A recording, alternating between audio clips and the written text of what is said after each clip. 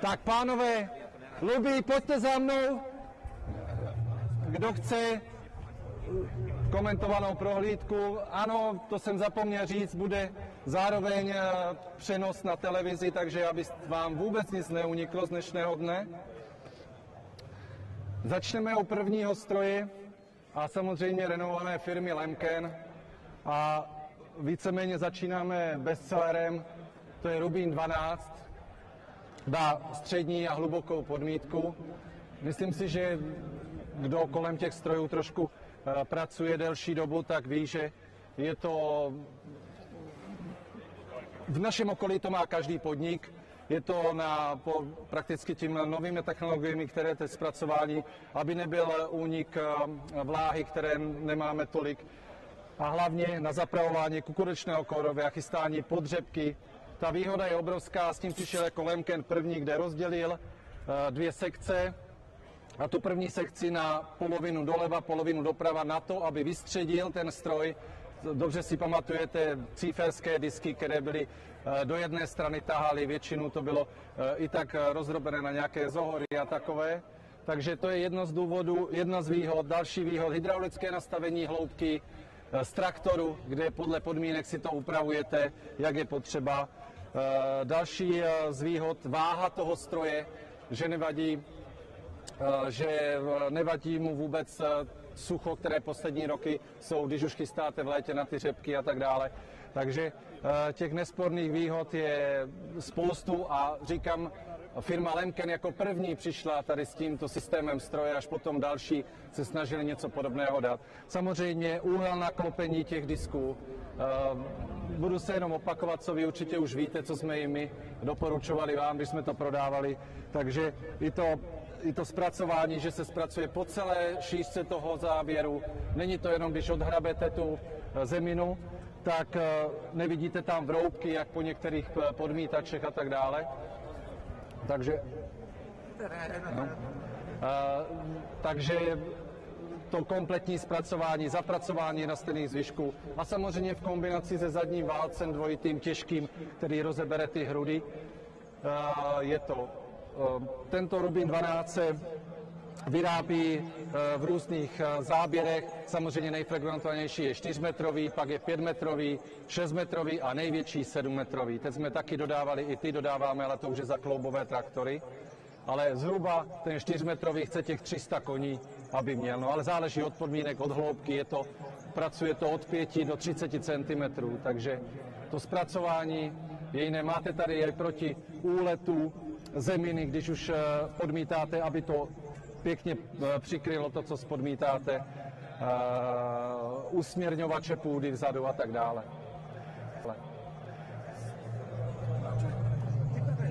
Takže přejdeme k dalšímu, což je inovovaný stroj. Předchůdce byl Rubin 9.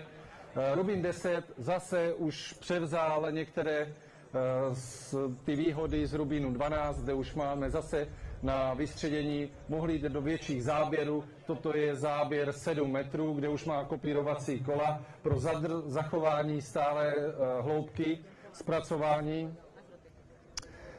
Rubin 10 oproti Rubin 9 samozřejmě dělená sekce, větší rozestup disku, větší váha, to bylo trošku problém u předchůdce Rubin 9, že když bylo hodně sucho, nebyl tak těžký, někdy dokázal jenom járky dělat, nebylo toto podmítání tak proto ten následník, ale jinak myslím si, že Rubinu 9 se prodalo mraky, taky jeden z prvních. Vůbec to uložení těch disků, každý víte, ta konkurence má silem bloky a tak dále, toto je pružinové, zase ten úhel je dost důležitý, na to se Lemken prostě i ta cena, dejme tomu, že je vysoká oproti tomu, ale než spatří světlo světa ten stroj, tak projde vývojovým střediskem a ta cesta je velmi komplikovaná. Není to prostě, že dojde, vyfotí si na výstavě 4 stroje a udělá stroj. Tady je to prostě nějaký průběh a všechno bohužel něco stojí, ale je to tak, aby ten výsledný produkt, jste s ním byli spokojeni a myslím si, že nástupce Rubin 10, my máme taky spoustu jich prodaných a ta práce vymezuje trošku tu mezeru, že přibližuje se k Rubinu 10, ale dokážete s tím udělat plitkou podmítku. Je tu ještě jeden podmítač, ten tu není Heliodor, ten má úplně najemnou jenom na výdrol, to, co potřebujete, aby vám zešel rychle, ale tento Rubin 10 to hravě zvládne, ale zvládne i zapravování rastlinných zvyšků. Samozřejmě různé varianty zadních válců, my tu máme teď dvojité válce, nebo to už je na takovou předsejbovou přípravu, že to rozemele a krásně rozhrudkuje, abyste do toho mohli zrovna set, protože jsou stroje, kde jsme dávali, já nevím, teď když řeknu, k Mariánovi Novákovi na dobrou vodu, tak se trápil nějakým tím cíferským nebo obyčejným diskem a tím to přijel jednou a už mohl zaset. Takže ta příprava je tam úplně někde jinde a toho ho třeba motivoval k tomu, aby to zakoupil nebo ušetří 4 přejezdy, tak jak je to. Takže Rubin 10, ten se vyrábí taky 4, 5, 6 a 7 metrů. Tam je poslední v tom, nebo pak už by to byl problém, se musíme vždycky, Lemken musí vymyslet, jak dát rozměr převozní, aby se to vešlo na silnici, nebo ty velké záběry už se musí nějak poskládat. A u nás, jak víte, je 3 metry, takže nemůže nad víc. Takže toto je stroj Rubin 10, samozřejmě taky hydraulicky z kabiny ovládaná hloubka, hned zareagované hraniční disky, aby vám to nedělalo hroby, járky po bokoch, aby to bylo zpracované po celé té šířce. Tady máme příklad 7 metrů, tady je 6 metrů. Jenom abyste viděli ten rozdíl, nebo tady už trošku musí být počítané s tou váhou, přece jenom, když je to složené, ta manipulace po polních cestách, všechno, tady se dává doraz nápravy a tak dále. Ta 6 je přece jenom jednodušší, co se týká té konstrukce. Tady už se musí ještě víc přemýšlet, aby s tím nebyl problém, aby vám to dalo. Samozřejmě zase ta váha, ta vystředěnost, že přesně to jde a ulehčuje hlavně ten nárok energetický toho traktoru a to zpracování. Nemyslím, že by, vy to tady vidíte, co se na to díváte, právě to zpracování toho úhlu, toho výkyvu a to převrácení té hmoty. Samozřejmě nechybí tam zase narážecí stěna, prsty, aby vy, když vidíte u některých disků, jak 4 metry háže blato dozadu nebo nějakou zeminu, tady to pěkně poukládá a rozvrství. Vzadu je nožový válec, který je nejpoužívanější, který zase rozřezává hrudy, chystá tu předsejbovou přípravu. Stačí, co máme zkušenosti, stačí jeden přejezd, můžete set do toho. Dneska už ty sejačky mají trošku taky svoji přípravu, ale i bez příprav v těchto podmínkách třeba na Trnavské tabuli to úplně stačí, nebo ta půda je lehčí. Tady přejdeme k dalšímu, což je jeden z nejmladších strojů, a to je Koralin. Hodně se nám tady začalo projevovat, hlavně musel reagovat Lemken na velký únik vláhy, nedostatek vláhy. Je to trošku ironie, protože za poslední rok nám spadlo tolik srážek, co možná předtím ne za 3 roky. Takže tento rok je, těchto 12 měsíců je abnormálních, ale pokud byly ty suché roky, všechno, tak už předtím pracovalo, nebo viděl Lemken trošku víc do budoucnosti, že bude muset mechanicky ošetřovat rostliny. Že ta chemie bude postupem času odcházet, snižovat se, proto ji přestal výrobu postřikovačů a začal se zaměřovat na podmítky. Tady je to dané, že toto je na ultraplitké zpracování půdy, kde jsou podniky, které už to používají nějak 4 roky a opravdu ty výsledky, jak když vzpomenu PD Cifer, bylo první, který zebralo tento stroj a dnes už vidí rozdíl zpracování půdy Koralinem a jinou technologií, kde opravdu ta vláha tam zůstane, vyničí burinky, které zůstanou na vrchu, které se jenom převrátí, nezapracovává jich a tím pádem odeschnou a zlikvidují se. Je to výhoda, nebo Koralin má to, že každou sekci zvlášť vy si nastavíte, jak potřebujete a přesně jaké podmínky děláte. Jestli děláte strniště, nebo děláte přípravu a tak dále. Ono to vypadá jako komplikovaný stroj, ale je to zase roky zkoušení, roky vývoje a teď má obrovskou výhodu v ekologickém hospodářství, kde je máme i dodané a prodané, a tam to mechanické ošetření rostlin má největší efekt. Tam, kde nemůžou používat tu chemii, kde to dává a samozřejmě šetří náklady a dostává ten podnik do nějaké úplně jinakší finanční situace, protože dneska vidíte sami na těch komoditách, tak nevyděláte, jak vyděláte na těch nákladech, které ušetříte. Tam je rozdíl, za kolik vy dokážete vyrobit. To, co dokážete prodat, už rozhoduje úplně někdo jiný, než vy, nebož je to o tom šetřit ty náklady. Tady máte u toho koralinu zase, dokáže se dodávat, co máme jít dodané, bez válců, má jenom hrable, takové prutové brány vzadu, aby zase jste mohli jít i ve vlhčím počasí, aby se vám nezalepovaly válce a tak dále. Ale máme to i, používá to v polnohospodářské družstvo Kulty na pískách a posledně jsme se o tom bavili a říkal, že ten stroj je bezkonkurenční. Co patří do těch podmínek. Takže koralin, určitě o tom jde víc vykládat, ale nechci vás to nějak zdržovat, budeme tady dlouho. Je tu i zástupce Lemkenu Robopecko, kterého tu vítám a klidně bližší otázky zodpoví. On tomu rozumí víc, já znám jenom ty obchodní argumenty, proč to prodat.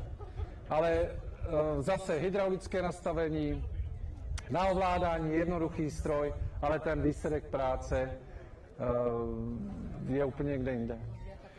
Přejdeme k dalšímu, tady už přecházíme na radličkové podmítače. Je to zase nástupce Karát. Karát 9 byl velmi oblíbený stroj, kde už se implementovalo zlepšení a kopírování Control Track. Tady se to ještě víc inovovalo. To kopírování, pokud já vím, tak z konkurenčních značek nemá žádné. To kopírování zabezpečuje stabilní zpracování hloubky.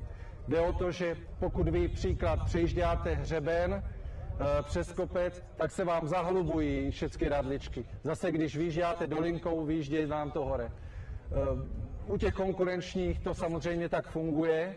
Tady už vzhledem k tomu, že se v polovině láme ten karát, tak dodrží tu hloubku stálo, jak máte. Neexistuje, že to vidíte i nějak laik, vidí, když jede po dálnici, podívá se na pole, tak vidí vršky světlé, jak je to úplně jinak zpracované a doliny než celé pole.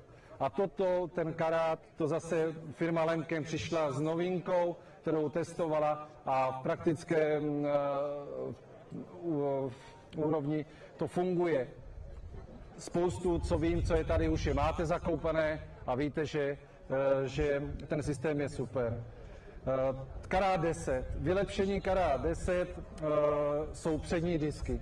To nebývalo u Karátu 9, to nešlo ani doobjednat, takže víceméně je to i z toho důvodu, že myslím si, že firma Lemken zareagovala na konkurenci, nebo některá konkurence těch podmítačů hloubkových má ty disky, ale samozřejmě zase svým systémem. Že to předpřipraví a zase to chodí do nějakého hrubého zpracování, kde ty disky udělají svoji práci. Je to hydraulicky nastavitelná, ta přední sekce, takže dá se ji vypnout, že ji nepotřebujete, ale dá se ji zase manipulovat, když vidíte, já nevím, rozřeže to i ty kukuřičné korovy a tak dále, to zapracování. Další jsou tu různé výměny zadních válců, my objednáváme karáty jedině s těžkýma válcama dvojitýma, s ničím jináčím, protože si myslíme, že ty podmínky jsou natolik těžké, když to dělá, tak je třeba to hned nachystat tu půdu. Nemůžeme nechat hrudy velké, jak to zeschne, to jak beton, zle se to pak rozráběá. Přejdeme tady, já jsem nevím, jestli vyměníme to. Chtěl bych vám jenom názorně ukázat i rychlovýměnný systém. Tady máte některé varianty radliček, k tomu se ještě vrátím. Jak jednoduše, když se opotřebí, nebo se něco stane, tak servisák vám ukáže, jak jednoduše jde vyměnit tu sekci, nebo většinou si k nám u nás kupují dvojité sekce a hodně to záleží na hloubce zpracování, nebo u toho karátu můžete jít na 5 cm, kde používáte křidílka, širokou 12, ten přední radlici, potom můžete jít na 12-15 cm, kde používáte už jenom ten střední díl a pak až do hloubky 35 cm. To už jsou ty šestky, ty nejmenší. A každý má náhradní a tak to jednoduše na klínu vyháže, takže za 20 minut traktorista nemá co dělat, když se o to stará. nemá co dělat, aby si přehodil a jde dělat 35 cm. Takže různé varianty, samozřejmě čím hloubější jde, tím užší musí být ta radlička, ale to vy víte, že to rozpraská, je tam větší odpor, větší tření a takové věci. Když půjdete touto do 20 cm, tak traktor to bude plné zuby a zederete to za 10 hektarů. Ale samozřejmě, když půjdete uší a zpracujete to, my jsme dělali takové polní pokusy, že jsme si odkopali ten záběr a všichni viděli, že to je po celé šířce zpracované. Nejsou tam, jak u některé konkurence, vlnovky, hroubky, pak to samozřejmě má vliv na scházení, na takové věci. Takže to vy ale víte, nebudu vás poučovat, protože je tu spoustu agronomů, kteří ví daleko víc. Takže toto jsou přednosti, některé, jedny z mála, samozřejmě má to daleko víc, ale aspoň ten základ bych vám chtěl říct. No, přejdeme dál. Pro tyto stroje je teď takové smutné období, což my vidíme na našich nějakých grafech, že ta prodejnost pluhu bohužel nějakým chaosem a nevím čím, co se to tu vzniklo, tak upadal ten trh s těma pluhama, přitom nevím, no já mám jiný názor, nebudu se s váma přijít, někteří nehořete, vůbec které znám, někteří hořete, ale já si osobně myslím, že v určitých podmínkách se bez toho pluhu člověk neobejde. A pak to vidí dál, i když jsou nějaké bouřky, splavené zeminy a tak dále, ta vzlínavost, kapilarita a tak dále. Takže pluhy my objednáváme zásadně Vario nastavení, kde vy si hydraulicky nastavujete záběr. Samozřejmě teď už ty nové traktory, nové pluhy, si nastavujete hydraulický hloubku. Máme i tady trakční posilňovač, máme dokonce, a vypadlo mě to slovíčko, ono vám to srovnává prakticky tahovou línii toho traktoru. To dřív, já jsem taky začínal na škole, jsme kreslili pavouka ze špagátu, jsme dělali a dávali jsme dokola pluh, aby prostě pustil volant a hora. Ale tím, že vy přejíždíte několik půdních podmínek v tom poli, tak ten pluh si to sám upravuje. Mám to tu asi na 5 podnikoch prodané, on si sám upraví tahovou línii. Bez toho, aby vy jste na to zasahovali, protože samozřejmě to by bylo velmi komplikované, kdyby si traktorista pořád předělával, jo? Ale to už ten pluh dokáže udělat. Takže k těm pluhům má to pořád Lemken, investuje do toho vývoje, pořád někde tuto začal, jak vidíte před sebou, ale zlepšuje to a věří, že to období se vrátí. Takže tady máte zatím 2 typy těch pluhů. Přejdeme dál, tady je, a to už se zase vracím k tomu, té myšlence Lemkenu, kdy odpouští co se dá, to chemické ošetření těch plodin a jde do toho mechanického. Lemken zakoupil firmu Štekete, od tohoto roku už je to v modré barvě, doteďka ještě to bylo v té červené. Samozřejmě firma Štekete se zaobírala přesným ošetřováním těch plodin. Je to, tady třeba vidíte ta nejvyšší výbava plečky, která má kamerový systém na navádění do řádku, která má hydraulické vypínání těch sekcí. Samozřejmě, jak se dostáváte v kukuřici do klínu, tak ona automaticky podle GPS povycvakává. Je to výhoda, sami víte, jak to je.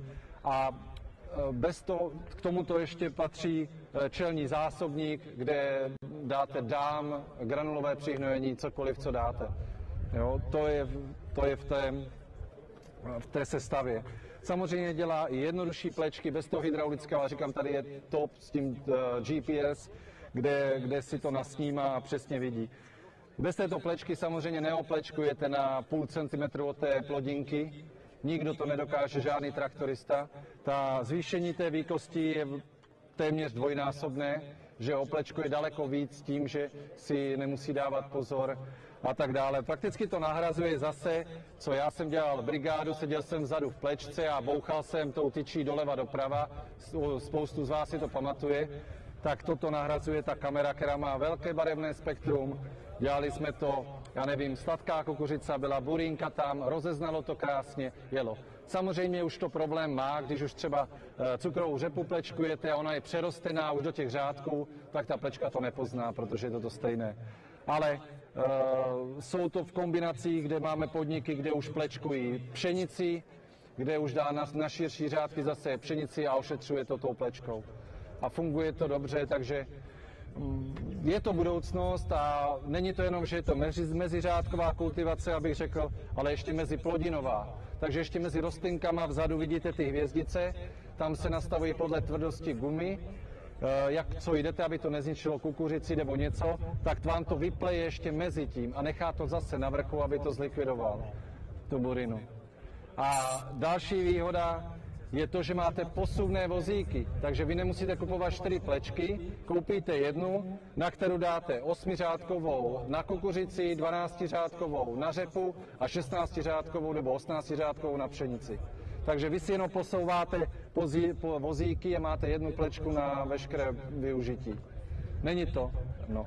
Jediné, co tu ještě nemáme vystavené, tak ještě firma Lemken dodává rám mezi vaší starou plečkou a traktorem je rám s kamerovým naváděním, který můžete připomenout na vaši původní plečku a uděláte z ní kamerový systém naváděnou plečku. To už dodávám taky na spoustu podniků. Je to výhoda ta, že už máte zakoupenou, ale chcete do té technologie moderní jít, takže je to řešení a funguje nám to. Na to. Teď přejdeme k další firmě, kterou má Ani Agrotechnik v portfoliu, a to je firma Kverneland. Snažíme se u těch dvou firm nějak hledat ty mezery, aby jsme zaplnili, nebo ta konkurence samozřejmě v prodeji strojů je veliká. A tady jenom, toto je stroj, u Kvernelandu se to jmenuje Tiger, ale samozřejmě konkurenční stroje, co znáte, Vederstadt, Aggressiv a tak dále. Toto nám právě že chybělo v tom portfoliu u toho Lemkenu, aby tento stroj, který může jít do jakýchkoliv podmínek, do mokra, z jara hlavně, rychle zpracovat, samozřejmě do jeseně, nastavení každé sekci je zvlášť, hydraulicky nastavená hloubka, smyk, samozřejmě tady se dá vyměnit spoustu věcí. Teď je tady pružný smyk s rádličkama, dá se tady nože, podle toho, co děláte a co chcete zpracovat.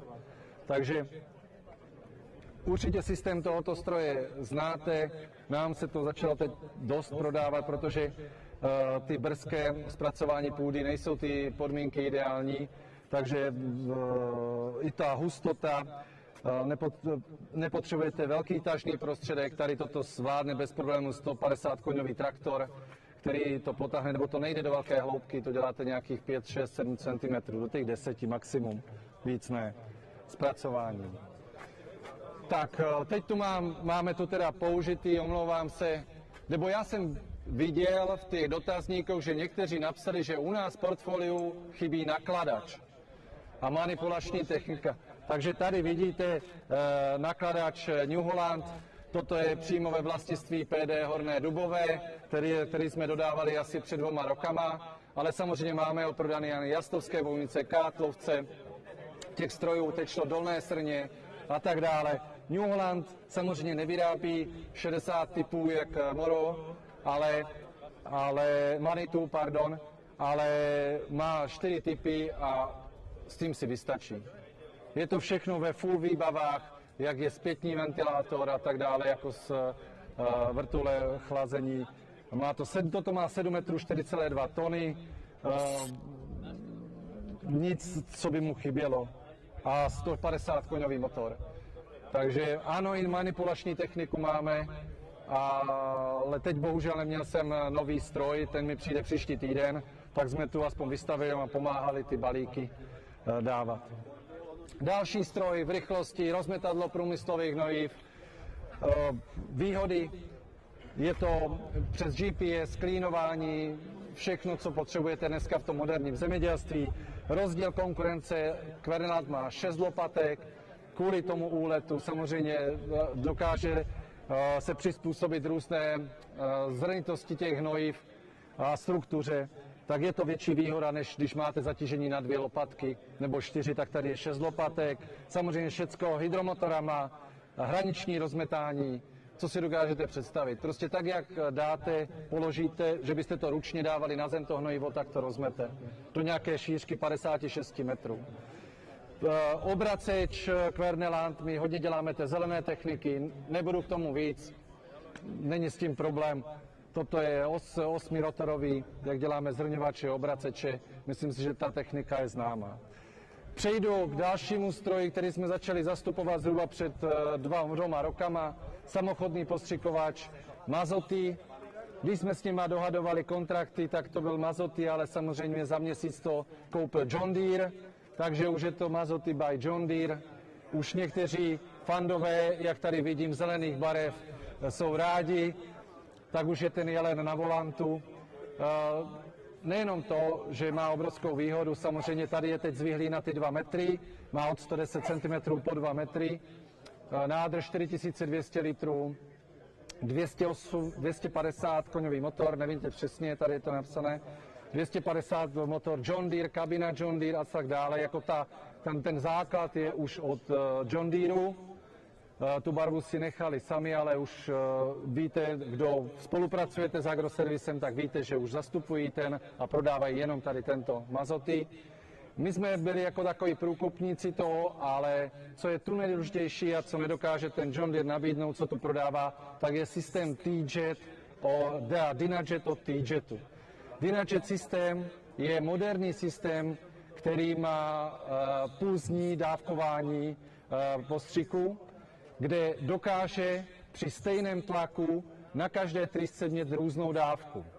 Což znamená, třeba příklad je takový, když se otáčí postřikovač a opisuje tu kružnici, tak jedno rameno stojí na místě kvázi pomaličku a druhé opisuje obrovskou kružnici. U klasických postřikovačů prostě je to problém. Agronom to nemá rád, protože jedno je spálené, druhé není dopostřikované. Ale tady tou pulzním dávkou a tím, že on ví, jak jede, má GPS-ko, tak pomaličku pulzuje na jedné straně, rychle pulzuje na druhé straně a dorovnává tu celou dávku. Jsou tam motorčeky, je to vypínání po trysce, dá se to upgradeovat na variabilní postřik, což už dneska se hodně propaguje tím, že se tam dokoupí další moduly a vy, když jedete a stříkáte třeba kukuřici, tak aplikuje přímo jenom tam, kde ten pír je.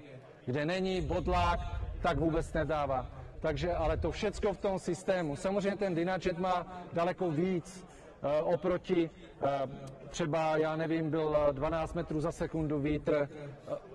Nepotřebujete dneska už ty zastaralé technologie rukávů a ventilátorů, kde jsou strašně komplikované, těžké a tak dále, tak proti tomu úletu to pulzně, obalení té rostlinky a tak dále a tak dále. To chce, zás už máme prodané ty kusy některé.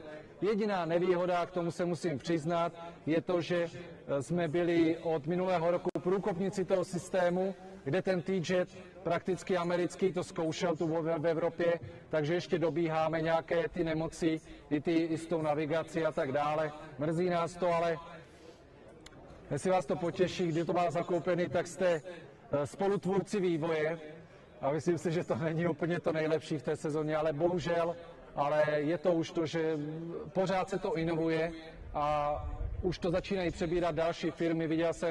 Viděl jsem, že to kupují na další značky, nebo ten systém T-Jet není jenom u Mazoty, ale je to i ostatních. A my ještě navíc prodáváme tažené od Greenponu, to se vyrábí v Poníkoch, jinak to všechno, i ramena, všechno se vyrábí v Poníkoch na Slovensku, takže armatury a tak dále, dostupnost náhradních dílů, servis, je to všechno bližší. Ještě jednou věc, to má v základu, my to dáváme do plné výbavy, je systém NORAC, to je ultrazvukové snímání vrchu porostu, abyste to měli stále ve stejné výšce, abyste nespálili, nenostříkali a tak dále. Dodává se i s hydraulicky roztahovatelnou nápravou, ale my to neděláme, my děláme mechanicky, protože většinou ty družstva to nemění. Mění výšku, samozřejmě teď je to na nejvyšší do těch řepek, ale šířku málo. Službář už si třeba objednal hydraulické roztahování, nebo mění, když přejíždí z jednoho podniku na druhý.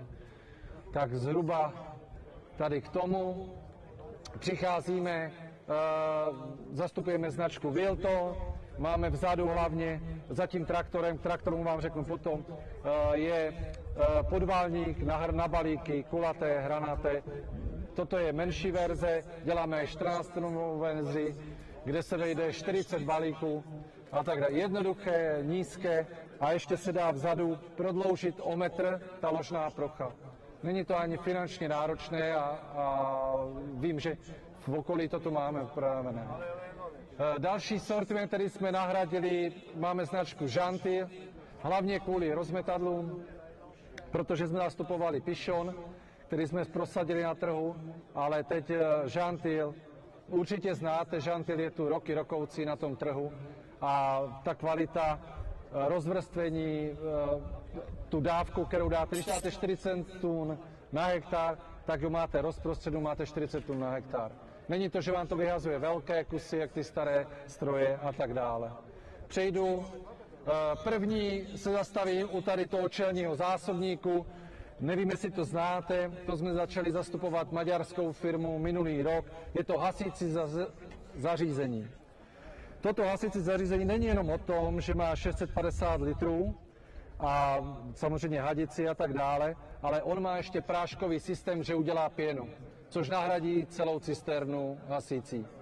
Hned to uzavře přísun vzduchu a zahasí to daleko dřív. Bohužel víte, že se to stává velmi často, teď už ať se lisují balíky nebo kombajny a tak dále, ale většinou to mají v překladacích vozech, v traktory, když dají překladací vozy, nebo když lisují balíky, nebo když to naplníte, to místo závaží do předního závěsu, pohon na hydromotor a ta akce dokáže do 10 minut zahasit každý požár. Má to velký výkon, ale říkám hlavně to. Takže toto jsme začali a prodali jsme jich do dneška od nás asi 40 kusů. Takže zjistili, že je to velmi potřebné. Vzadu firma Wilton, zase návěs, 18-tunový, mám tam ale 30-tunovou nápravu s rozvorem 2 metry, dozadu a do boku sklopný. Ale to znáte, tam jsou hliníkové nástavky, 32 kubíků a tak dále. Tady přejdu ke kombajnu CX870, kombajny samozřejmě široká škála. Toto zrovna máme typy naklápění síťových skříně, které to určitě víte, jako New Holland to má jako jediný, ostatní mají systém strásání 3D. Tady to vyrovnává si tou skřínu do 17 stupňů, jak boční náklon, tak čelní náklon už, protiběžné vytřasadla, nebo víte, že největší ztráty jsou na vytřasadlech a vzhledem k tomu, že už dneska ty výnosy jsou daleko vyšší, než bývávaly dřív u některých plodin, tak je potřeba to zkvalitnit, takže jsou i protiběžné vytřasadla, hlavně ty náklony vyrovnávají separační systém. Jako jediný New Holland, co má uzávěrku přední, taky nenajdete na ostatních značkách. A tady už dáváme třeba prodloužení komínu při větším záběru té lišty, výkony. U těch New Hollandů samozřejmě mapy, všechno se dá. Myslím si, že New Holland patří ke špičce spolu s Klasem, Vévodí. Ostatní značky asi těžko někdy dosáhnou té kvality, protože i ta historie, určitě někteří víte, historie New Hollandu v těch kombajnech, řezačkách, lisech je úplně kde jinde, ta je storočná, ale traktory se potom vzhledem k fúzím dostali do nějakého stádia. Vedle další je lis na hranaté balíky, tady máme 1270 s řezáním, to je 120 cm na 70, už taky prodaný stroj. Tandemová náprava, řiditelná, vzadu už má váhu, vlhkoměr, je to HD, takže je to vysoké slisování toho balíku, že do stejného rozměru nacpete daleko víc hmoty. Takže u toho hranatého je tam samozřejmě řezání, kdo to používá hlavně na nějaké scény, lucerky, když si chce do slámu, nevím, jak často se řeže, takže tolik a samozřejmě dá se k tomu dodat ještě akumulační vozík, což je obrovská výhoda, že vám vypadává to po 2 balíkoch, ne po jednom, potom při následné sbírání. Tady máme list na kulaté balíky, zas New Holland, ta historie, to se dělá výrobní, fabrika je v Zedelgenu v Belgicku. Takže řezačky, lisy, kombajny se dělají všecko v Belgicku v Zedelgenu. Tak toto je s variabilní komorou, taky už má svého šťastného zákazníka, půjde teď pracovat, taky s řezáním. Takže nevím, u tohoto je tam srovnávací, určitě i u toho je už ta lišta přitláčecí toho řádku, protože ty řádky bývají dost už velké po těch velkozáběrových kombajnech, takže určitě nějaké videa a nějaké referencie vám povíme, ať vás tu nezdržuju. Pak tu máme Cambridge válce, firmu SMS Rokycany, kterou zastupujeme, nejjednodušší, nejpotřebnější, nejlevnější stroj. Kompaktor od SMS Rokycany, zase ta jednoduchost pro ty menší farmy, přední smyk, abyste do oráčiny mohli jezdit, jednoduchý stroj. Pak lány brány, ty prutové brány, to je na přísušek, do pšenic, do kukuřic, to hned teď jede. Dobře, já trošku přejdu k traktorům, začnu toho nejmenšího, aby jsme nemuseli obcházet všechno, tak začínáme tady u řady T5. T5 jednoduchá, tady třeba je traktor do krmných vozů, zúžený, aby se vešel mezi hranty, jednoduchá převodovka, i na cenu je tady hodně tlak, takže tady je výkonová od 80 koní do 110 koní. Tady vedle je traktor T500, to je už zvyšší, je tady příprava na čelní nakladač se k tomu už jenom dokoupí. Je tu už dual command převodovka, už je to pro takové vyšší použití, kdy univerzálnější teda použití, kdy do nějakých hrabaček malých, kosaček a tak dále. A takže hodně farmárů malých bere tady tuto variantu k tomuto. Tady traktor T500 Electrocommand, zase s přípravou na čelní nakladač. Rozbor je tu větší, kabina je větší a samozřejmě všechny stupně pod zatížením a tak dále. Je to taky ekvivalent pro už náročnějšího zákazníka, který má už větší stroje, ten větší soukromník, do třeba toho lisu, co je tam vzadu, ten kulaté balíky a tak dále. Tím, že si dá. Přejdeme k novince T660 Dynamic Command, toto už je 6válcový motor. Máte všechno popisky na těch traktorech, takže já vás nechci zdržovat, v klidu si to sami vyberete. To je 130 koňový motor, nominální, kde má 6válcový. Dynamic Command převodovka, to je novinka v New Hollandu asi rok a půl, kde je to mezi tím Electrocommandem a Vario převodovkou, už ta obsluha a tak dále. Takže výbavou přední ramena, kde se dá domontovat, je tam příprava na čelní vývodový řídel.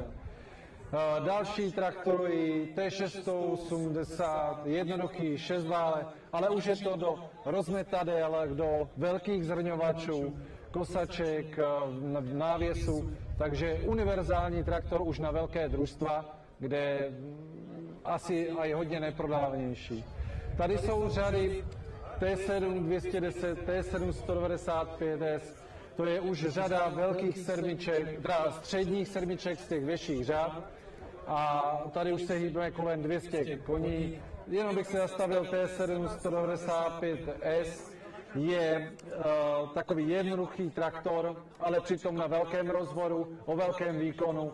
Nejsou tam žádné speciální věci navíc oproti cenově dostupný. Je to prostě řada, kde potřebujete silný traktor, ale ne tolik elektronických pomůcek.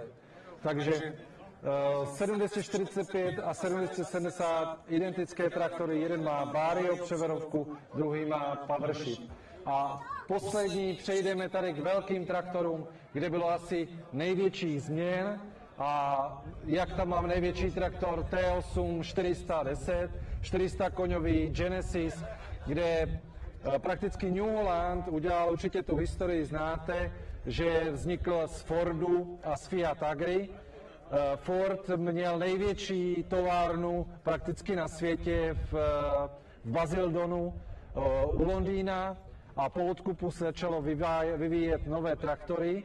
Další fabriku New Holland má v Americe, kde se vyrábí tyto největší traktory T8. My jsme na to čekali dokonce 2,5 roku, než nám přijdou tyto osmičky, nebo s tím byl velký problém. Už je to jiný. Je tu virtuální SIM karta, hlídání, v jakém provozu, v jakém režimu, co dělá traktor, jaké zatížení, jaká spotřeba a tak dále a tak dále. Je to traktor o největším rázvoru na trhu, nemá žádná konkurenční značka větší rázvor těch kol. Má to svoje mínusy samozřejmě, to točení na těch souvratích, ta ovladatelnost, ale sám o sobě má 15 tun, je to na těžké roboty. Předchůdců tady spoustu máte zakoupených od nás, ale tyto nejnovější jsme dodali asi 5 kusů, kde už je i kabina, motor udělaný, všechno jiné. Tady jsou dva rozdíly, tady je Vario převodovka a pak máme T8 380, kde je PowerShiftová převodovka. Každý upřednostňuje něco jiného. Ten komfort, zase PowerShift máte, že PowerShift jede jak lokomotiva, pořád. Zařadíte a neexistuje. Jinak musíte u toho Varia samozřejmě, zase jdete na nějakou ekonomiku, ale uděláte to možná někde za delší čas, ale spravíte to.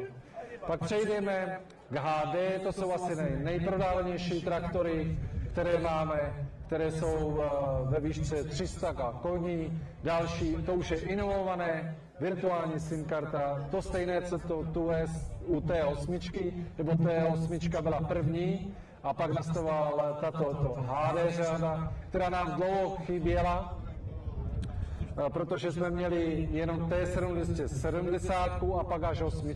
Pak nám dali tuto střední řadu, těžkou, která určitě naplňuje ty požadavky moderního zemědělce, polnohospodára. Tolik. Děkuju za pozornost.